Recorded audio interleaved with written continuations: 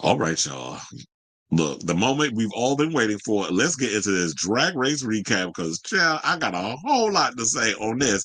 And I was living for, I would have to say, this one had to been the messiest episode that I think that we've gotten from Drag Race in this whole season so far. I don't want to say in Drag Race history because there's been 17 seasons, 16 years the show's been on. So basically, when we left off, Corey King went home because she did not do well in the Betsy Johnson sewing challenge. And so now we had the girls coming back into the room, Lydia, Lexi, Jules, Arietti, where they had their standout looks, Jules Sparkles, who won, now after all that was done and Lydia Butthole wiped off the mirror, which they said that was the least amount that Corey has said in the whole season, which I thought was cute or whatever. So now it's like we get to a point, it's like, okay, so now Lydia was saved. She got to slay another day, or live to slay another day, as Rue has said in past shows. I think that was over there on the All Stars. Now she's got to prove herself that she's more than just, a bottom bitch on the show and in the bedroom to Corey. So the new episode, now it's they gotta do a comedy episode. But first, let's get into the Badunkadunk challenge because Michelle actually came into the workroom and brought back the whole Badunkadunk tank, which I was glad to look. They got to put it to good use. They could have just had them 2 times that Michelle got dunked. I love the fact that any question that they ask, courtesy of Entertainment Weekly, who always gets the exclusives, and we do have an exclusive from Entertainment Weekly regarding something that happened within the whole drama between Arietti and Jules, which we're definitely going to get into when we break down this episode. So all the girls, regardless of what they said, they was getting done. But it was cute when she asked Arietti, "Are you a top or a bottom?" She was like, "Wait," and then got. And then, so it was a cute little segment. I found it funny. There was about, Michelle was being shady. Michelle was being Michelle. But I was like, they was going to have fun. Regardless of who it was, I'm going to wet all you bitches. So I was living for that. So then, of course, afterwards, the main challenge it was a villains roast, which they were going to roast some of the 3 most iconic villains of the show. So Mistress Isabel Brooks, Plain Jane, and Candy Muse, which I was looking for the both of them. And, we'll get into some of the jokes, of course, when we break down the whole situation. So Lydia knows at this day that she has to swing big. Jules won last week's Maxi Challenge, as y'all know, so she had to pick the order and we all knew that was going to happen because we've seen many times when we watch Drag Race that whoever wins the previous show, they always get to end up picking the order if they're going to do some type of roast. And I've always relatively lived for the roast and all this other stuff, and this one was kind of good. I said kind of good. And I'm going to let y'all know who my faves and my least faves was, but it probably all matches with everybody's. But I definitely want to hear from you guys who your favorite and least faves was also. So the queens, head over to the table, as you can see in the picture, and Jules asked each of the queens where they want to be put, like which order they want to be put in. So the deliberations go on. Anya says that she wants to probably go second, or I think she said she want to go second or something or another. She actually opened. So then Arietti was second, then Jules, then Lana, then Sam, then Lydia, then Susie, and basically Lexi closed the show. Now, here's the thing, what I didn't understand. Lexi said, I want to close the show. Jules gave her that. But she got mad because she had to close the show, but Susie was put before her. Then after all of that, you had Arietti get pissed because she's like, oh, you put me second because I wanted to actually go 4th or 5th. But then you put yourself after me, saying that Jules actually put her after Arietti. And she felt a way about it because she's like, oh, you trying to sabotage me because I don't do well in these type of challenges. And so now you're going to put yourself behind, like after me because like regardless of where you put me, you want to do slightly better. Which I call BS on. Now, on one hand, I was like, you know what, Jules was a little messy in the account of like, yeah, you felt like Well, I wouldn't look as bad as if I went after Arietta, because we all know that Arietta is nothing more than a look queen. She doesn't bring anything else to the table. And when Anya said that in Untucked, bitch, I tell you, I fell out my chair, because I've been saying this for the longest. Yes, Arietta's a cutie. I hit it, trust and believe. But outside of that, you're just nothing more than a pretty face. You're someone that brings fashion and glamour to the show. But that's not all RuPaul's Drag Race is about. You can't just be up in here being a look queen and that's it. If that's the case, audition for a show called Look Queen. Audition for, if they ever made a drag show based on Project Runway alone, just with drag queens, then you could audition for that and I'm sure you would eat. But if you're going to come on Drag Race, I don't understand how we 17 seasons in and y'all still have not understood the fact that, yes, when you do these shows, you have to be well-rounded in certain situations. I'm not saying that everybody's going to excel at every challenge, but y'all know when you sign on to do this show, there may be a roast, there's going to be a fashion challenge, Snatch Game is going to be a part of it, there is a reading challenge, there are so many different things. There's going to be an acting challenge, which of course we saw is going to be next week's episode. There's going to be all these things in here. If you thought that you were just going to come on and be dragged up and be pretty and show clothes on a runway, if you thought that's what the show is, did you start watching the show last season? I could understand if this was season 2 or season 3, where with Tyra Sanchez was season 2 and Roger was season 3. I could understand if you came in around that time, because the show is relatively fresh. The show is almost 2 decades in the game. We've been almost indoctrinated with Drag Race for almost 20 years. There is no excuse. So I didn't understand her with that. And also, I was wholeheartedly agreeing. It don't matter where you place. It don't matter if you open. It don't matter if you close. It don't matter if you came in 5th and 6th, as people like Lana Gervais, Sam Starr, and who's them? Oh, Lydia showed you. It don't matter where they was placed. They ate during their comedy routines. But it don't matter where you are, because you already set yourself up for failure. And that's exactly what Ariette did. She said, oh, I'm not good at these things. And then try to hold it. Well, I'm mad because you put yourself after me. So what would it have mattered if you went 3rd and Lana went after you? You still would have been upset. I mean, it doesn't matter. Whatever your routine was, it shouldn't matter where you're placed. The jokes are gonna joke. So this whole placement don't mean shit, because at one point Susie was gathered after Lydia got up there and read the floor down, had everybody in stitches. And she went out there, she was like, oh shit, I didn't realize she was going to eat the way she ate. So she was shooketh. But the good thing about her is that she was safe. She was funny enough, but she didn't eat. But I feel like I'm jumping a little bit, but I just felt like, yeah, we had to get into that because I had to lay all that out.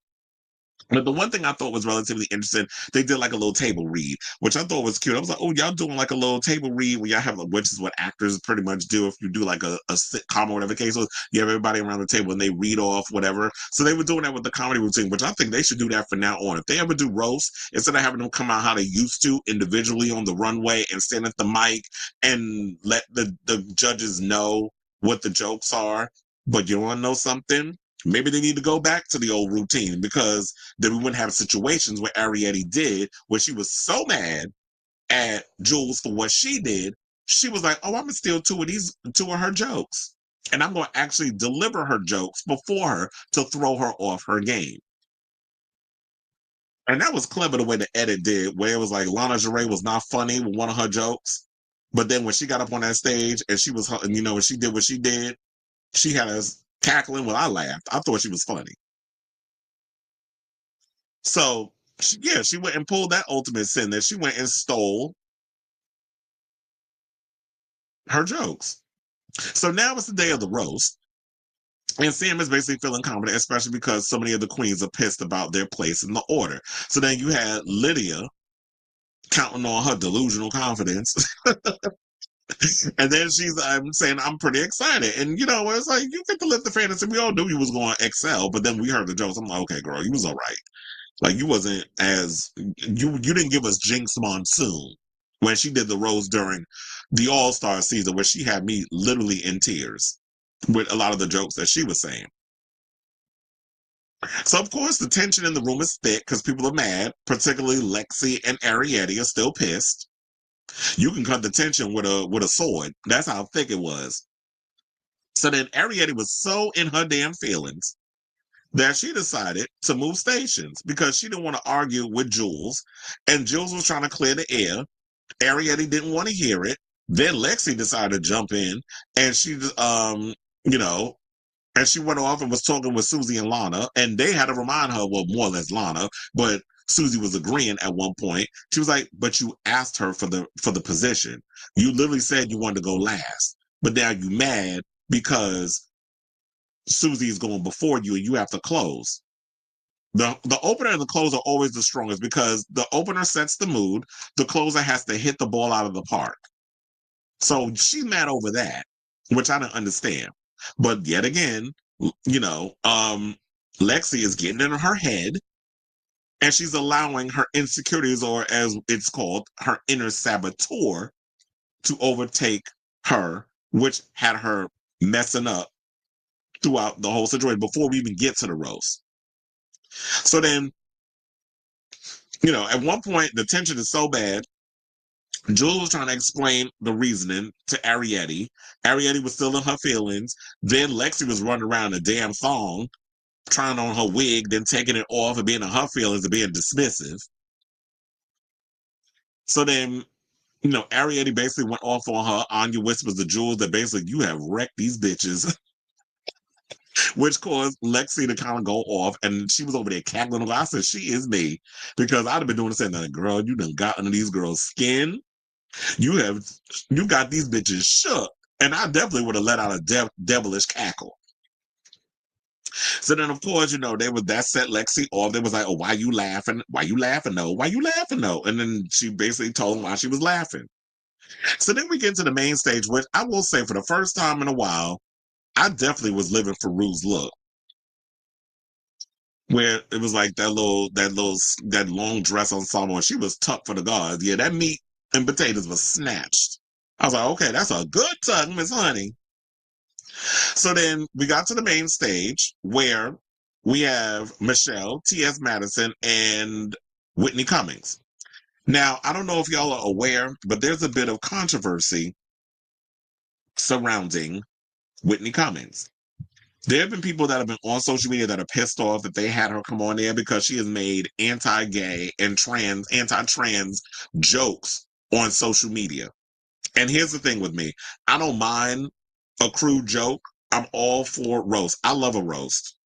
That's why I love people like Joan Rivers. May she rest in peace. I love jokes from Lady Bunny, and I love jokes from Bianca Del Rio. Which, sidebar, I said, why didn't they have someone like a Bianca Del Rio be the judge for this show? But of course, RuPaul is the type that doesn't want to be upstaged by fellow drag race icons, unless y'all a lip sync assassin or it's something like what you see here where they're being roasted. But to sit alongside them on a panel, she ain't doing that. Because I would have been like, if anybody could really be a roast master and let them know what it's like to roast a bitch and in drag, and it'd be a living they actually make money from, would be Bianca Del Rio. So to me, that was a missed opportunity. That's who they should have had up there instead of Whitney Cummings. You pick somebody who, yeah, but people also have to realize this.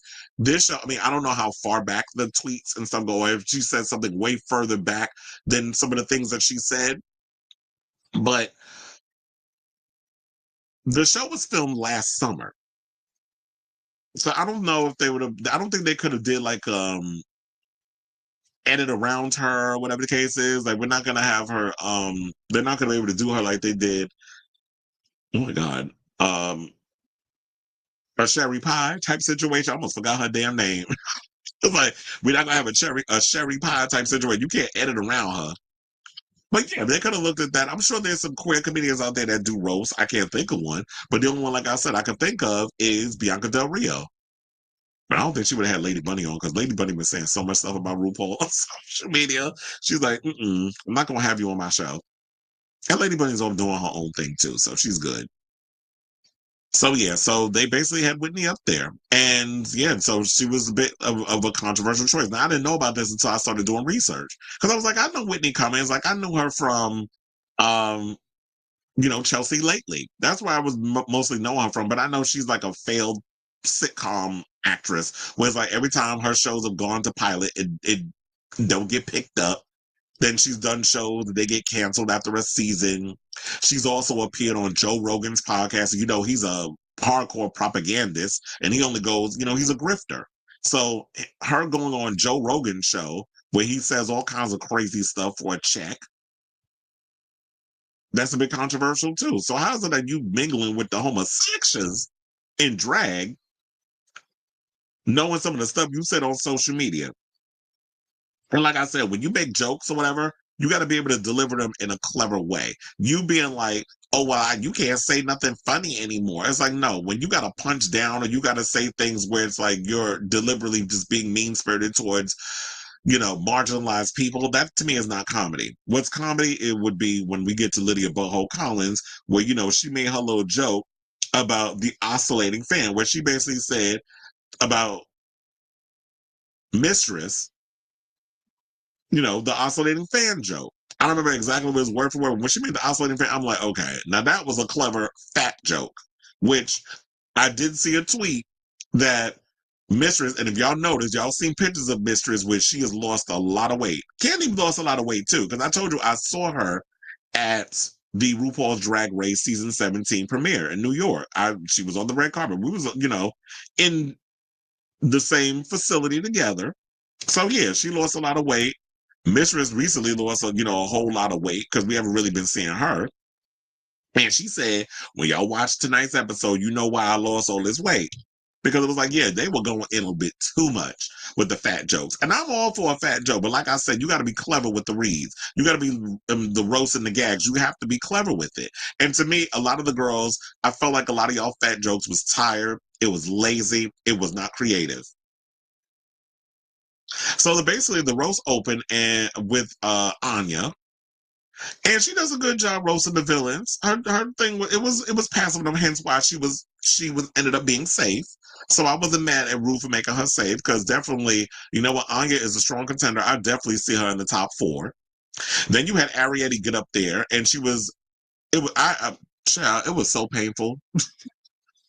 It was so painful watching. Like I wanted to fast forward, but I was like, no, I got to stick it out because I need to see the moment where she was like, where Jules was like, this bitch done stole my jokes.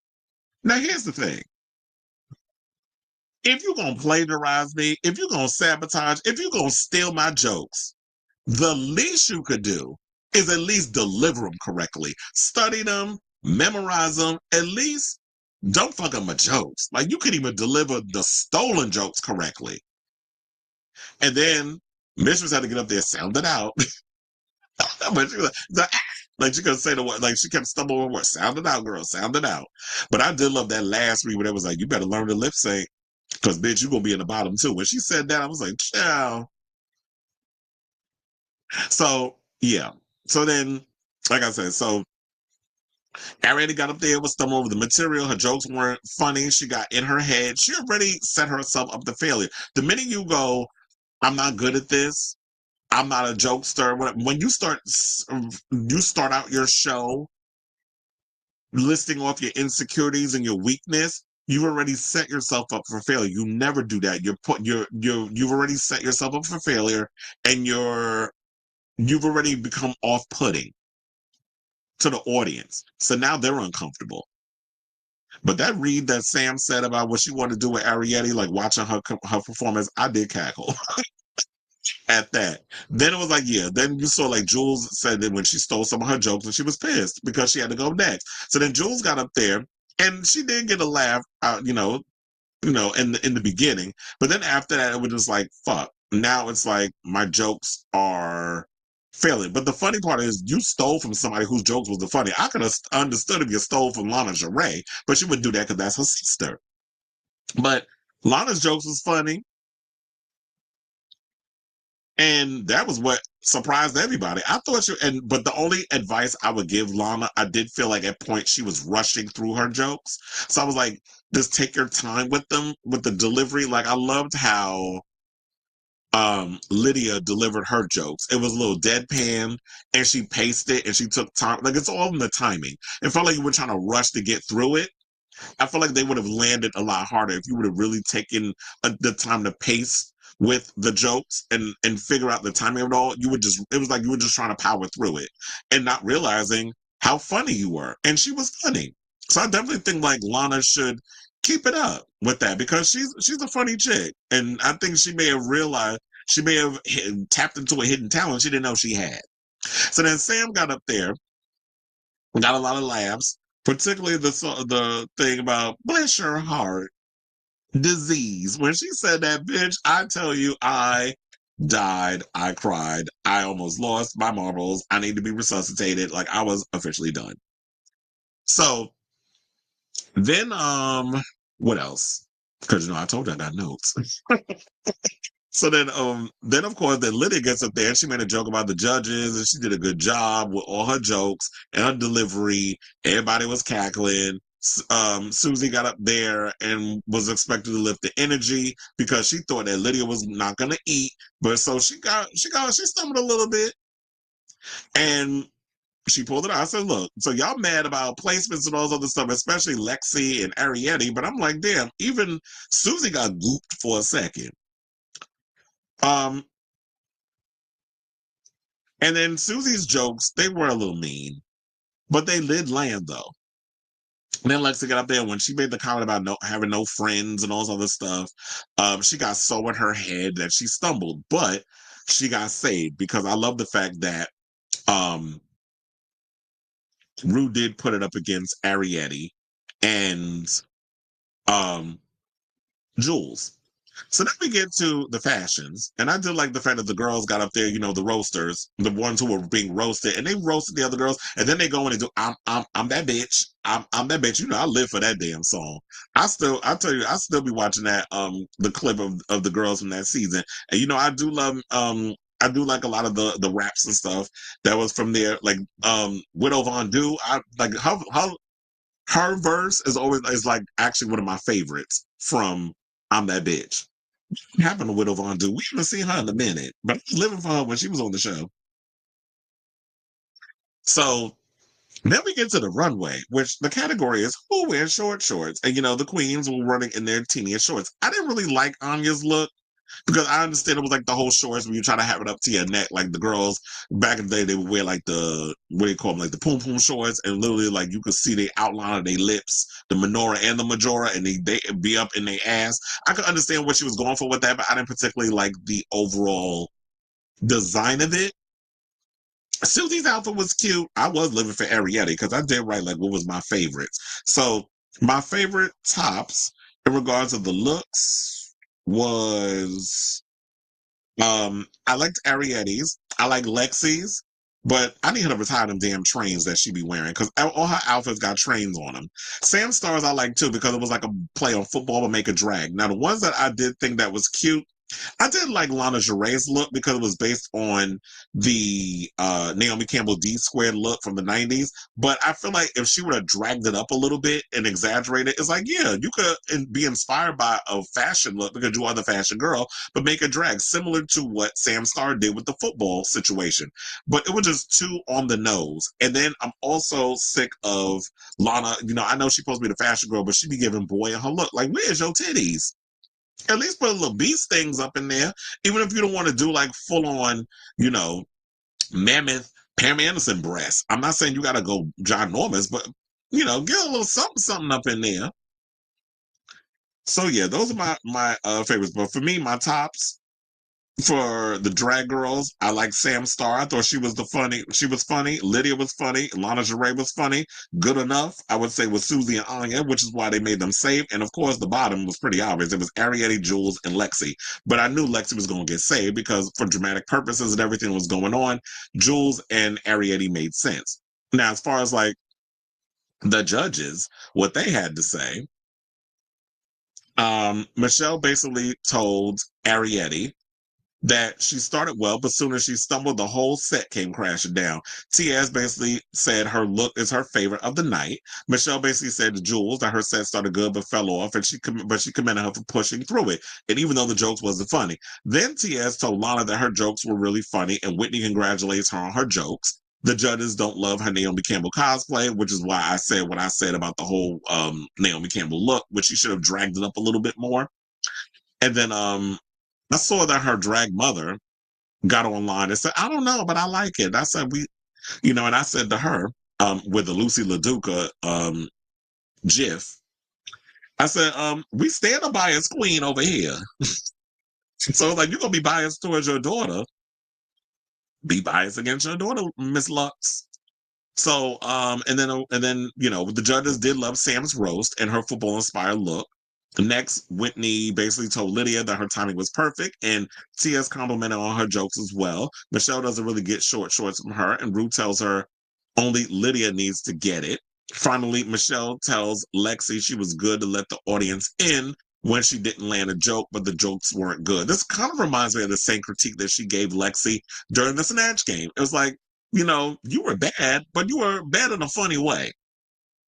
But Tia's also climbed up from her dramatic trains week after week, which is why I said she needs to retire them damn trains. I get maybe that's your signature, but it's like, yeah, the slutty outfits with the trains, it is getting a little tired. Like, switch it up, sis.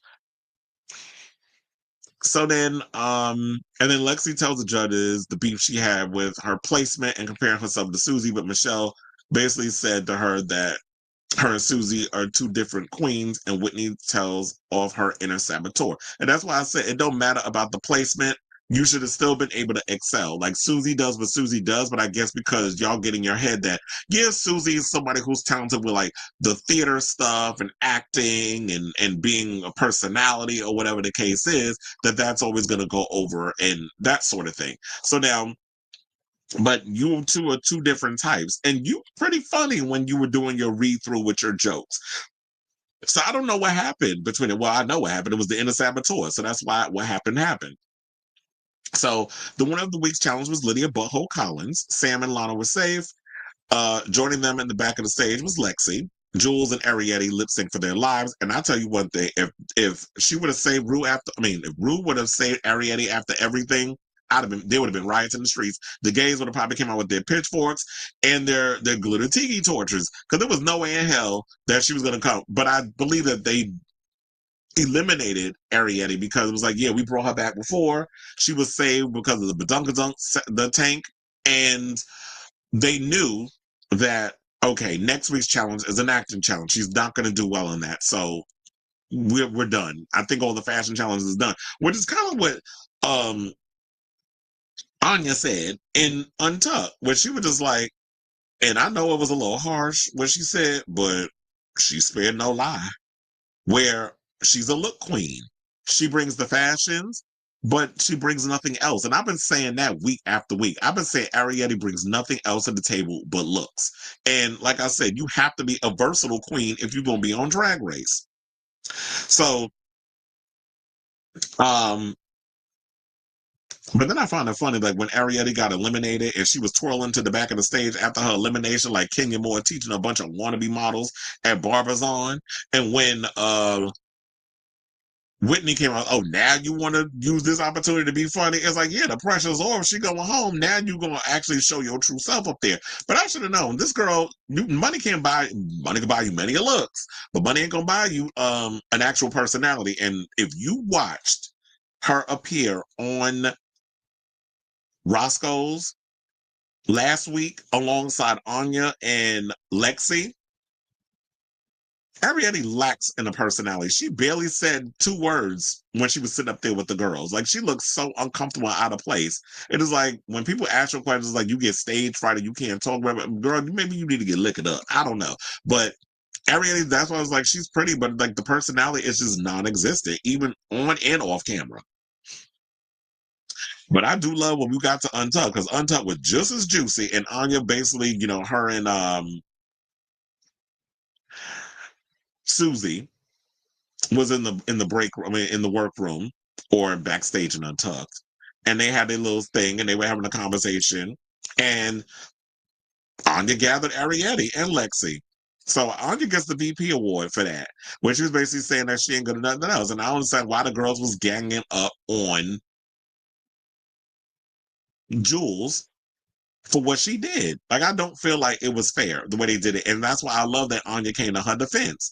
And Arietti's up there saying, well, you sit up here defending, you jump in the conversation, ain't got nothing to do with you. But girl, you've been saying a whole lot of messy things about people on this show. That's why I was like, Anya also had to gather you in the workroom when y'all were beating y'all faces. And you went up and said that oh, she's my sister. And she was like, oh, well, the rest of us aren't your sisters. Well, we have a deeper connection. And she does come across as standoffish, even when she had the helmet on. Oh, I'm sorry because of my rested, I like got the RBF, rested bitch face, because the thing is glued to my face. I'm like, girl, you always look like that. You always look mad about some shit. So I do find it hilarious that Ariette, could be shady and assert herself in other conversations, but Anya need to mind her damn business. And for those of you who was jumping online trying to come to her defense and getting all mad at Anya, I'm like, no, Anya is basically holding up a mirror to a lot of you broads and what y'all saying, and a lot of times y'all don't like the truth. And I was like, you know what? That's why I wasn't mad about it, because I get the same way about stuff. Like, I'll hold up a whole mirror, and I expect my friends to do it to me too. And I get a little mad, and it stings, but then I sit with him like, you know what? This bitch was right. And that's what a true sister does. It's like somebody gotta be willing to tell you about yourself, and yeah, you can get mad about some shit, but at the end of the day, it's just like, you know what? She was right. I'm tripping, and let's move on from it. So Anya's like that Auntie Anya, who just gonna tell you about some stuff, whether you want to hear it or not. So I was here for it. And I also, find it funny that certain queens pretty much can't differentiate themselves from someone without accusing them of stealing a moment, because that's what Ariette said about Anya. Oh, she trying to steal a moment. She wasn't trying to steal no damn moment. So I don't get that. So, and also, wow, since y'all greenlighting a whole bunch of other stuff, we're about to get into another show that y'all greenlit. Can you greenlight Toot Nerve as a series? Because here's the thing. When they started going up in there and saying what they said, that was a funny bit what they was doing. So if y'all need to greenlight more backdoor pilots. So yeah, so that's basically my overall thoughts on the latest episode of RuPaul's Drag Race Season 17, Episode 10, The Villain's Roast. So I definitely want to hear from y'all. What do you guys think of this story regarding the villain edit? I mean, not the villain edit, because they said what they said and they did what they did. So what did y'all think of this latest episode? Was y'all here for RuPaul's Drag Race and Untucked? Because back to back, that was the best 2 hours I've seen of this show in a long time. So I definitely want to hear from you guys. Let me know what you guys think of this story in the comments down below.